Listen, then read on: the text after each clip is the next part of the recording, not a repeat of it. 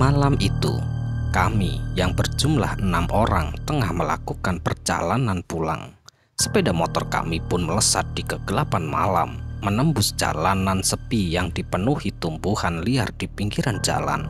Dengan mengandalkan lampu motor yang menuntut kami tetap fokus melewati jalanan yang sepi. Akhirnya, setelah melewati jalanan yang berliku-liku dan turunan curam, kami pun telah sampai di sebuah pinggiran kota yang terlihat gemerlap dipenuhi lampu-lampu jalan dan lampu para pedagang yang berjejer di sepanjang jalan. Rasa lelah mulai menghantui kami yang seharian penuh menghabiskan waktu berlibur di sebuah destinasi wisata yang ada di kota itu. Ya, kami memanglah sering berlibur di kota ini, tak hanya sekali dua kali. Bahkan kali ini adalah perjalanan yang kelima bagi kami melewati jalanan ini setelah 1 bulan yang lalu. Tentu seiring berjalannya waktu, kami yang sering melewati jalanan ini pun mempunyai warung yang biasa kami gunakan untuk bersinggah dan melepas rasa lelah atau untuk mengisi perut ketika sudah keroncongan. Ya, warung itu adalah warung ayam panggang Mbak Lasmi yang memiliki sejuta kisah. Dari awal singgah hingga saat ini, kami pun mengucapkan syukur alhamdulillah karena warung Mbak Lasmi setelah pertama kali kami singgah hingga saat ini sudah ramai dikunjungi oleh pembeli. Namun, sebuah rintangan selalu dihadapi bagi seseorang pedagang ketika lapaknya mulai ramai didatangi pembeli. Seperti halnya saat itu, di sudut sana ada seseorang yang benci dengan ramainya warung Mbak Lasmi. Dan inilah awal petaka yang sesungguhnya. Kesaksian Wawan tentang proses terjadinya santet yang menimpa Mbak Lasmi. Ya, Wawan adalah adik dari Mbak Lasmi dan tinggal satu rumah dengannya. Disinilah Wawan pun mulai bercerita tentang awal mula kejadian santet ini. Wawan pun menceritakan kejadian ini secara detail dan berurutan. Keanehan ini sebenarnya berawal pada saat warung Mbak Lasmi sekitar 3 bulan telah dibuka. Wawan sebagai sang adik kerap membantu Mbak Lasmi dalam persiapan penataan warung, memasak ayam panggang atau menghidangkan ayam panggang tersebut. Pada awal-awal membuka warung masih belum ada hal-hal yang aneh. Mungkin hanya angin dingin yang sesekali berhembus pada pagi dan sore hari saja yang dirasakan Wawan saat itu. Ya, warung Mbak Lasmi pun masih lancar-lancar saja, buka dari pagi hingga pukul 8 malam. Pembelinya pun sangat ramai kala itu. Akan tetapi, setelah berjalan 3 bulan, warung Mbak Lasmi mendadak sepi pembeli. Pembeli yang biasanya per hari berjumlah puluhan kini tidak terlihat lagi. Bahkan fenomena ini pun terjadi selama 7 hari berturut-turut. Akhirnya, ayam panggang yang dibuat oleh Mbak Lasmi sering sekali berakhir dimakan oleh keluarga besarnya. Karena pada 7 hari sebelumnya banyak sekali ayam panggang yang berakhir dimakan sendiri dan juga dibagikan ke keluarga dan tetangga dekat Mbak Lasmi. Maka pada hari ini Mbak Lasmi pun memutuskan untuk mengurangi porsi ayam panggang dagangannya menjadi hanya 7 porsi. Dan akhirnya jualan pun tetap dilanjutkan walaupun Mbak Lasmi mulai pesimis. Dan benar saja, hari pun sudah berlalu. Udara yang sangat dingin sesekali berhembus menerpa tubuh Mbak Lasmi dan Wawan. Suatu hal yang cukup aneh karena kota di daerah mereka tinggal suhunya cukup panas. Mereka pun mengambil jaket untuk melindungi tubuh mereka. Saat siang hari, Mbak Lasmi dan Wawan pun memutuskan untuk bersih-bersih warung. Mereka pun berpikir mungkin saja warung tempat mereka berjualan itu yang kotor, sehingga para pembeli malas berkunjung ke warung mereka. Dan saat mereka membersihkan warung, disinilah mereka pun akhirnya menemukan satu kejanggalan. Sendok yang kala itu ditaruh di tengah-tengah meja tiba-tiba saja terjatuh. Padahal sendok tersebut masih berada di tengah meja di awal mulanya. Mereka pun mengira jika itu hanyalah ulah tikus ataupun kucing karena hanya 1 buah sendok yang jatuh. Mereka pun tetap melanjutkan bersih-bersih warung. Setelah selesai membersihkan warung, mereka pun lalu beristirahat. Namun belum 5 menit mereka beristirahat, Perlahan tapi pasti, kondisi itu pun berubah menjadi kotor kembali.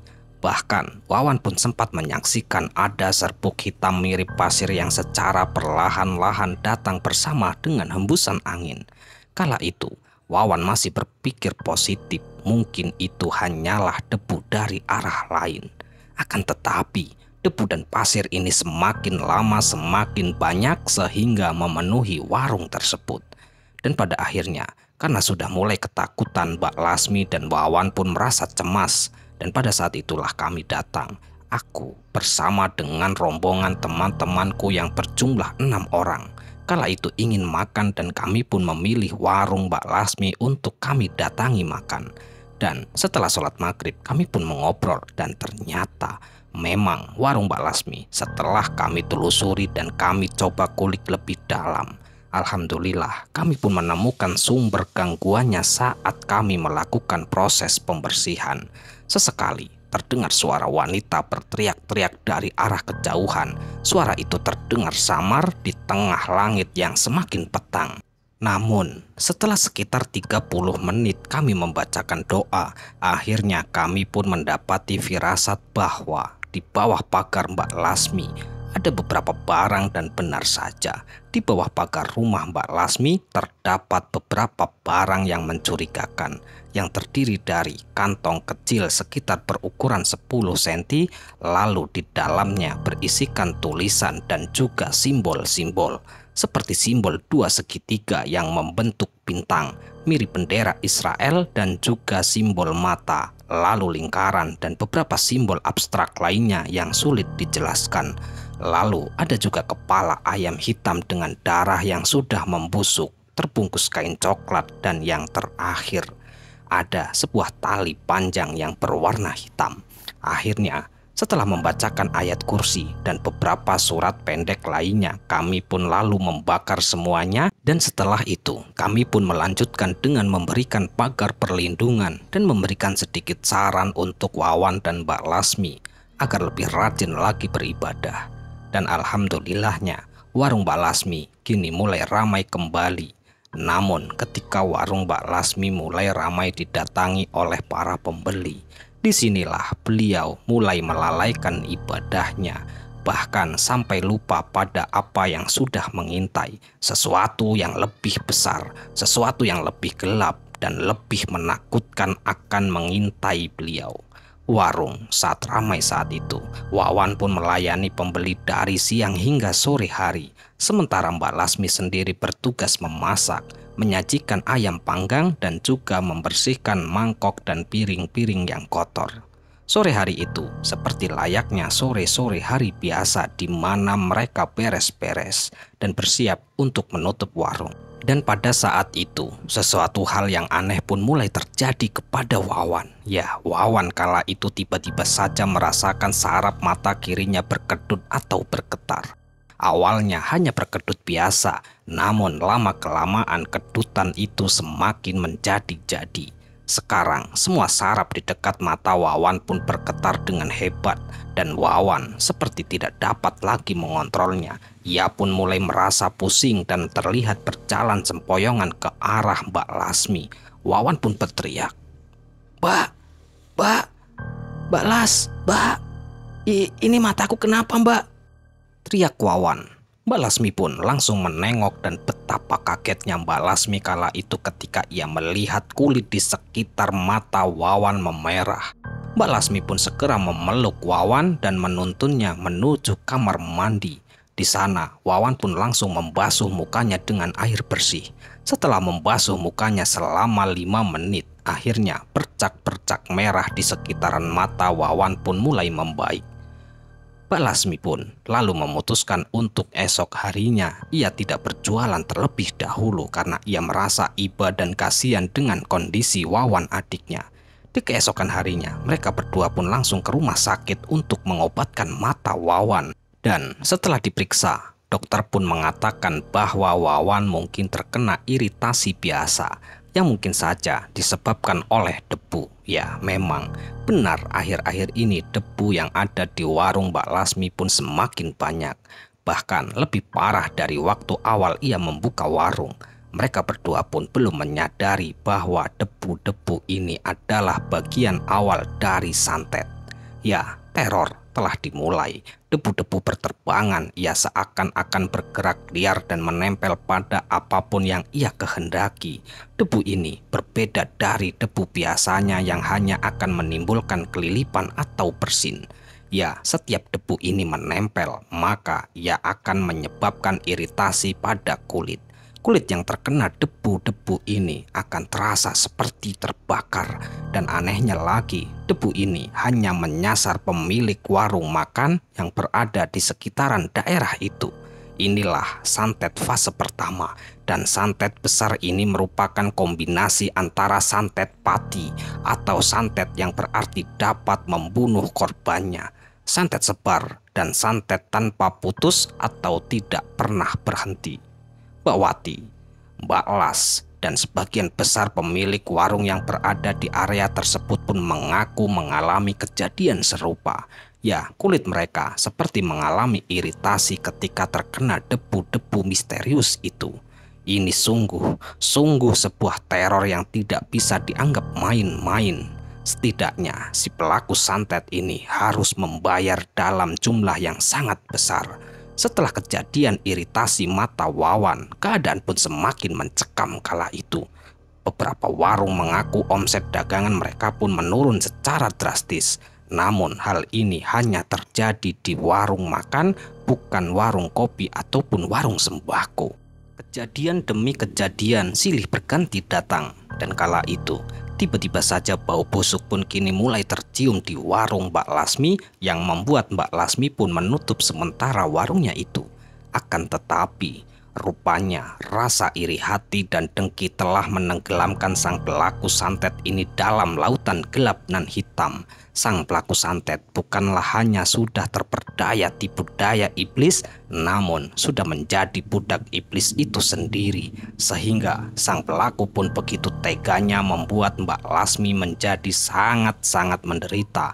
Serangan-serangan pun datang tanpa henti menerpa keluarga Mbak Lasmi.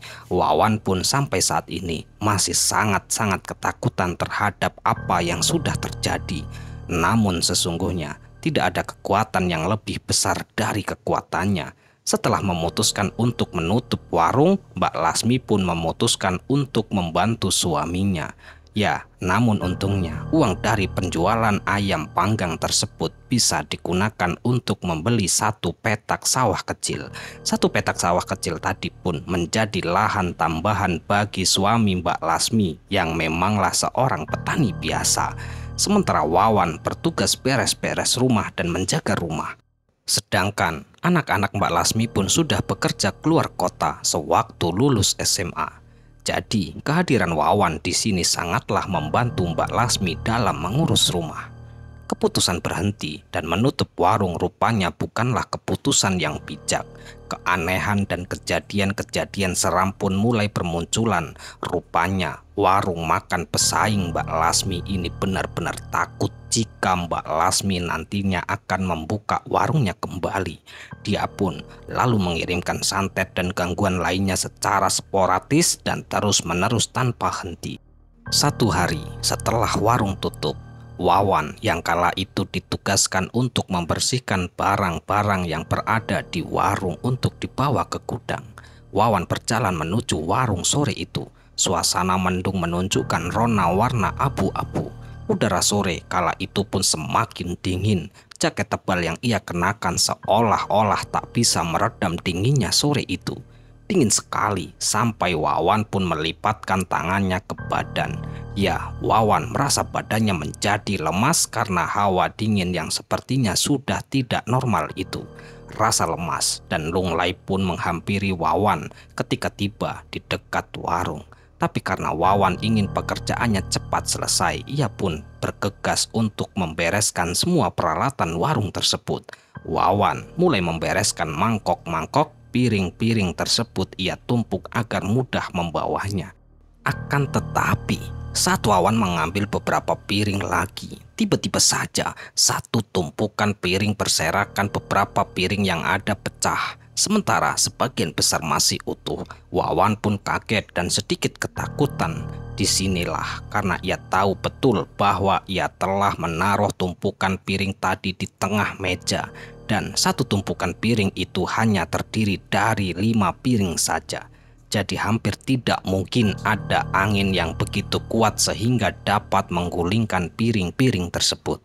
Namun rupanya Wawan pun masih berpikiran positif dan menganggap bahwa mungkin saja ada kucing yang lari dan tidak sengaja menabrak piring tersebut. Setelah piring tersebut jatuh sesegera mungkin, Wawan pun membereskan pecahan-pecahan piring tersebut. Syukurlah hanya 3 piring saja yang pecah dari total 100 piring yang ada.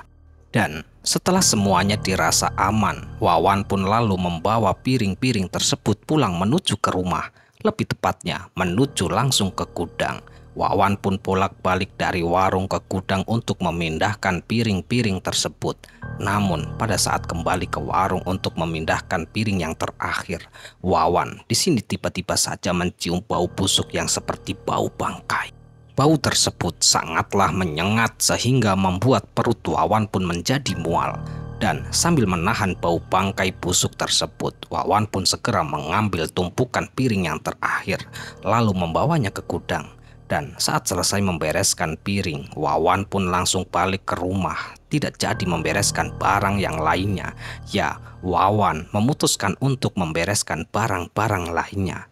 Pada keesokan harinya, keputusan Wawan untuk membereskan barang pada esok hari pun ternyata tidak meredam bau busuk yang terus saja muncul, walaupun Wawan sudah menutup hidungnya.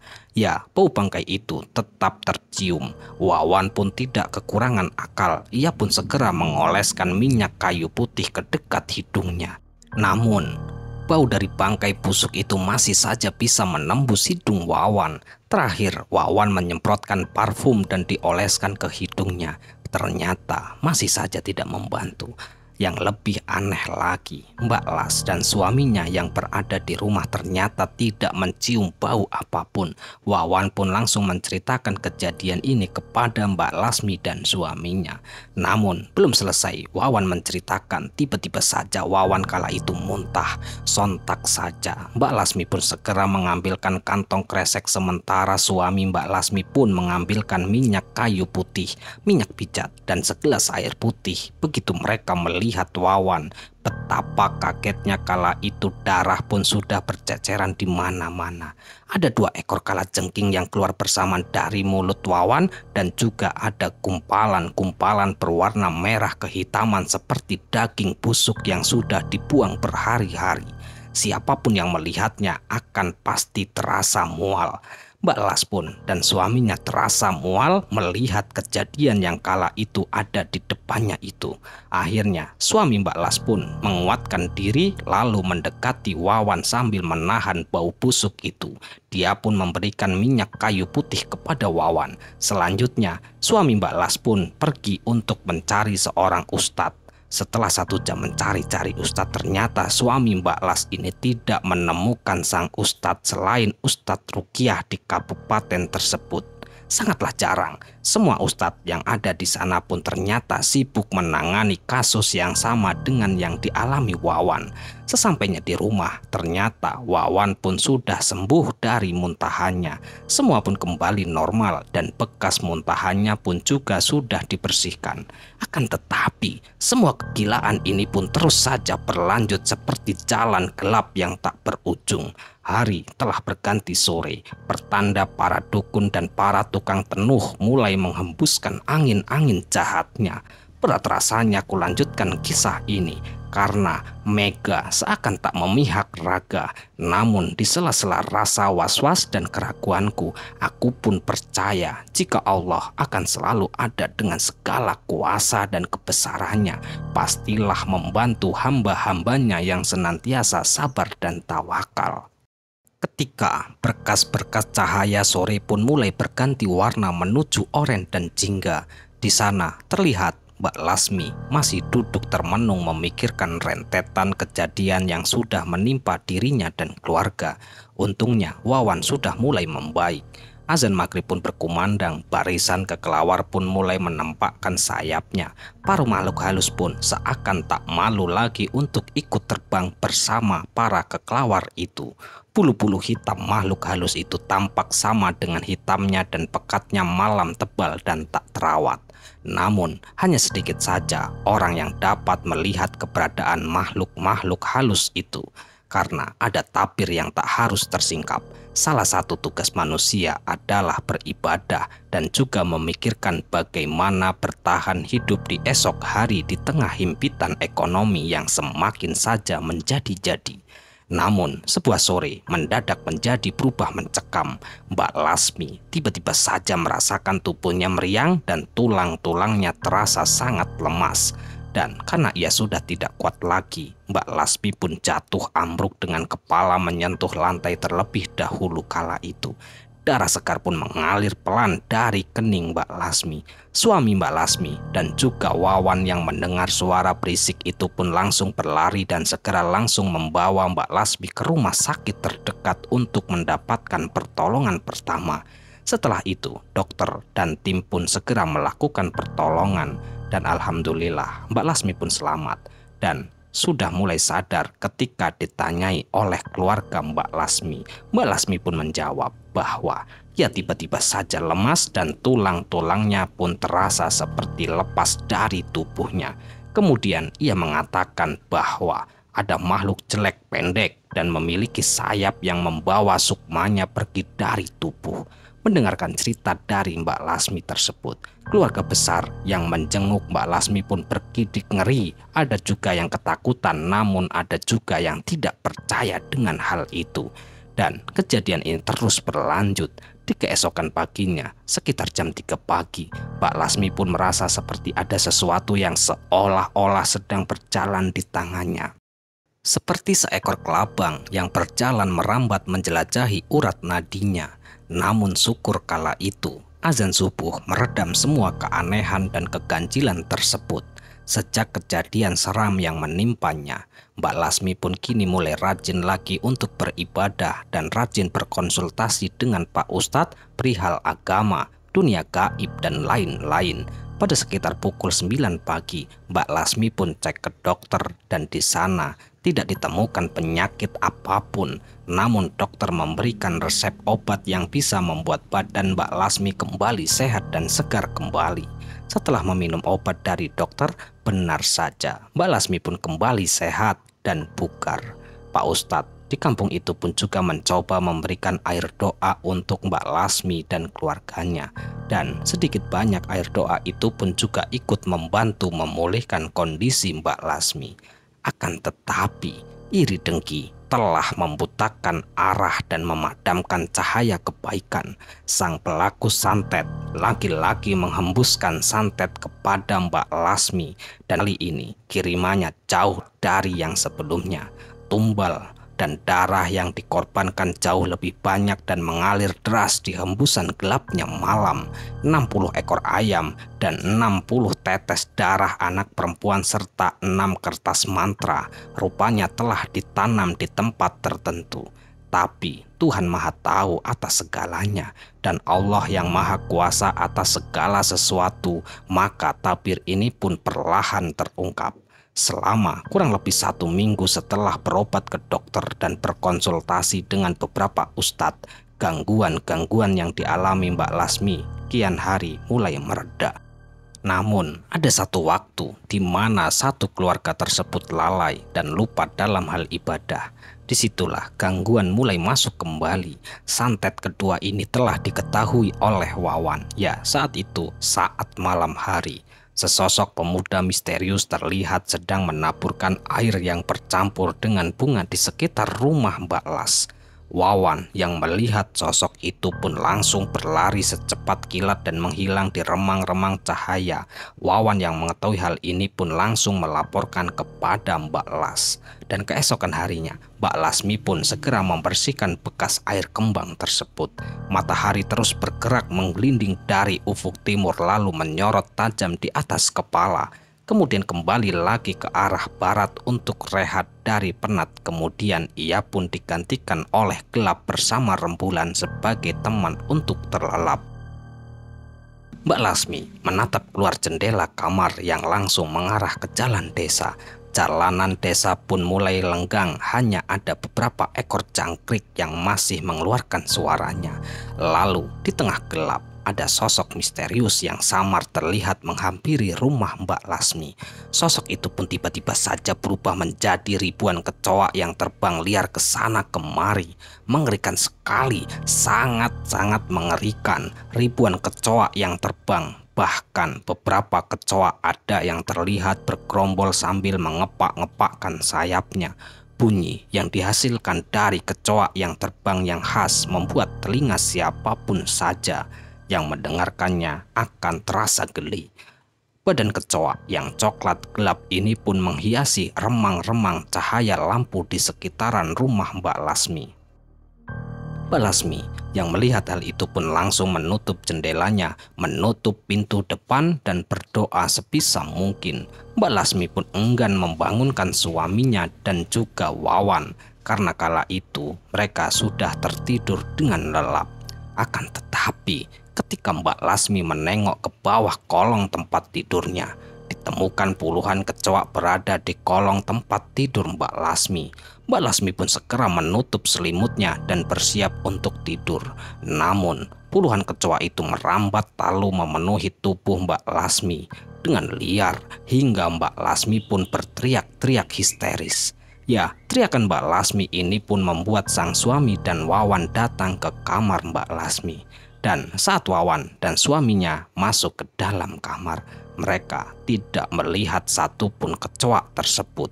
Ribuan kecoa yang tadi terbang di sekitaran depan rumah Mbak Lasmi dan juga merambat di tubuh Mbak Lasmi pun langsung menghilang begitu saja. Suami Mbak Lasmi pun di sini mencoba untuk menenangkan Mbak Lasmi yang masih saja berteriak-teriak histeris. Malam masih panjang, dendam masih mengintai aliran darah segar di antara daging yang berdetak. Sang dendam siap membuat otot robek dan kulit tercapik-capik hanya demi darah keluar dari sang raga. Malam termenung semua hening, hanya sajak malam yang masih menulisnya sendiri.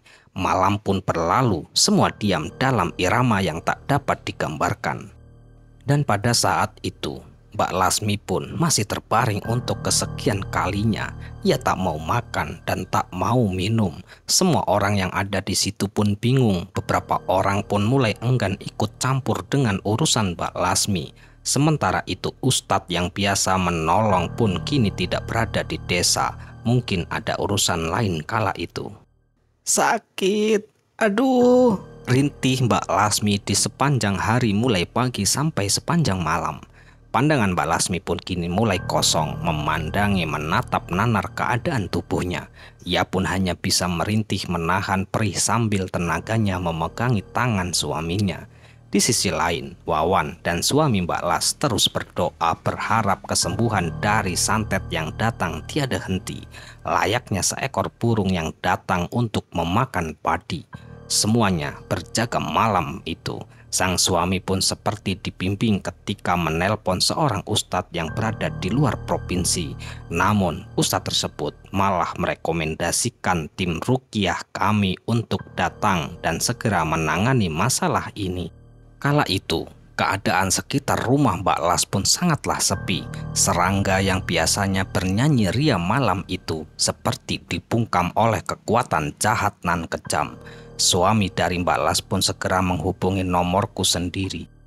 Dan di saat itu, aku beserta teman-temanku pun langsung menuju ke rumah Mbak Las. Sesampainya di rumah, kala itu kami langsung memulai proses penyembuhan. Beberapa ustadz desa pun ternyata juga ikut membantu kami, dan ketika kami datang, mereka pun cukup senang atas kehadiran kami. Awalnya semua yang berada di sana pun kami ajak wudhu, kemudian sholat sunnah 2 rakaat. Meminta kepada Allah agar penyakit Mbak Las pun segera diangkat dan semua bisa kembali normal. Sementara yang berhalangan cukup saja berwudu dan memperbanyak istighfar di dalam hati. Tujuannya tentu agar jin tidak punya celah untuk masuk ke dalam tubuh mereka. Dan pada saat kami secara bergantian melaksanakan ibadah sholat sunnah dan berdoa, Wawan melihat darah keluar dari sela-sela kursi membasahi lantai. Mbak Las pun mulai kesurupan sore itu. Bercak hitam di tangan Mbak Las pun terlihat semakin banyak. Beberapa ustadz di desa dan beberapa dari kami pun langsung mencoba untuk membantu dengan memberikan air doa. Sementara aku masih larut dalam doa. Sore sunyi sampai kita bisa mendengar suara napas kita sendiri. Aku berharap sore ini adalah waktunya Mbak Lasmi untuk sembuh. Setelah semua selesai sholat dan berdoa, kami pun mulai prosedur pembersihan. Langkah demi langkah pun kami jalani dengan lancar. Tidak ada hambatan yang berarti. Pecahan kaca beling dan tumpukan paku pun terlihat dimuntahkan oleh Mbak Lasmi bercampur dengan darah hitam dan juga gumpalan rambut, lalu disusul muntahan serangga seperti kalajengking dan kelabang. Kami pun segera menetralisir hewan-hewan beracun tadi dengan air ruqyah dan segera membakar hewan-hewan tersebut. Setelah semuanya selesai, kami pun lalu menyemprotkan air ruqyah tadi menuju ke semak-semak. Tiba-tiba saja terdengar suara mengerang kesakitan dari balik semak-semak itu. Sepertinya ada makhluk yang kesakitan di sana. Namun kami pun tetap fokus dengan bacaan doa kami dan membiarkan makhluk laknat itu mati terbakar. Kepulan asap keluar di sela-sela tembok rumah Mbak Lasmi. Sementara itu, Mbak Lasmi pun kembali muntah darah hitam. Namun kali ini jumlahnya lebih banyak. Semua kelabang, serangga, dan yang lainnya pun keluar dari halaman depan rumah Mbak Lasmi lalu seketika mati. Ini jelas hewan sihir, bukanlah serangga predator asli yang wajib dilindungi. Alhamdulillah, setelah hampir 1 jam kami meruqyah, akhirnya Mbak Las pun sembuh. Wajahnya terlihat kembali lebih segar dan kini ia pun bahkan bisa berdiri dan berjalan kembali. Setelah ngobrol-ngobrol sebentar, kami pun lalu melaksanakan ibadah sholat berjamaah. Waktu itu pun jemaah terasa lebih tenang dan khusyuk. Masjid penuh sesak oleh jamaah. Selesai sholat, kami pun lanjut hataman Al-Quran bersama dengan sekitar 15 orang warga desa. Dan setelah semuanya selesai, kami pun lanjut sholat isya berjamaah. Masjid pun kembali penuh dengan jemaah. Beberapa orang pun ada yang memberanikan diri untuk sharing dengan kami. Tapi sebelum pulang, lagi dan lagi kami di sini mencium aroma busuk yang menyengat. Setelah itu kami pun menghampiri arah bau tersebut. Kami di sini awalnya sempat kebingungan untuk mencari sumber bau tersebut. Dan atas izin Allah, kami pun akhirnya menemukan suatu gundukan tanah di semak-semak di sekitaran area kebun tebu. Dengan hanya mengandalkan pencahayaan dari senter handphone dan beberapa senter warga, akhirnya kami pun menemukan bangkai 60 ekor ayam dan 6 kertas mantra dan beberapa bercak darah dalam setiap kertas mantra itu. Tanpa berlama-lama, kami dan beberapa warga desa pun akhirnya membakar lalu memusnahkan itu semua. Dalam perjalanan pulang ke kota, kami semua pun sempat merenung dan berpikir masih ada santet sekejam itu. Kami pun terus memacu motor kami dan akhirnya kami pun tiba di kota dengan keadaan selamat. Mbak Lasmi adalah salah satu dari banyaknya korban persaingan usaha. Dalam usaha di bidang kuliner, sangatlah masih kental dengan praktik dan pesugihan. Dan untuk menyabotase usaha orang lain, bahkan menjadikan orang tersebut jatuh sakit atau bahkan sampai dengan meninggal dunia. Setelah Mbak Lasmi sembuh dari santetnya, semoga Mbak Lasmi selalu dalam lindungan Allah Subhanahu wa Ta'ala. Selesai ya, sekian cerita kali ini ya. Semoga cerita ini bisa menghibur dan cerita ini bisa bermanfaat yang kami harapkan. Dan kami ucapkan terima kasih banyak kepada teman-teman semua yang telah mendukung kami. Semoga amal kebaikan teman-teman dibalas oleh Allah Subhanahu wa Ta'ala berupa hal-hal yang lebih baik dan lebih bermanfaat dalam kehidupan kita semua. Dan untuk teman-teman yang sedang sakit, semoga diberi kesembuhan. Yang sedang mengalami kesulitan, semoga diberi kelancaran dalam segala hal. Dan kami ucapkan mohon maaf yang sebesar-besarnya jika ada kata-kata yang salah yang kami sampaikan di dalam cerita. Baik, sampai jumpa di cerita selanjutnya. Akhirul qouli, wassalamualaikum warahmatullahi wabarakatuh.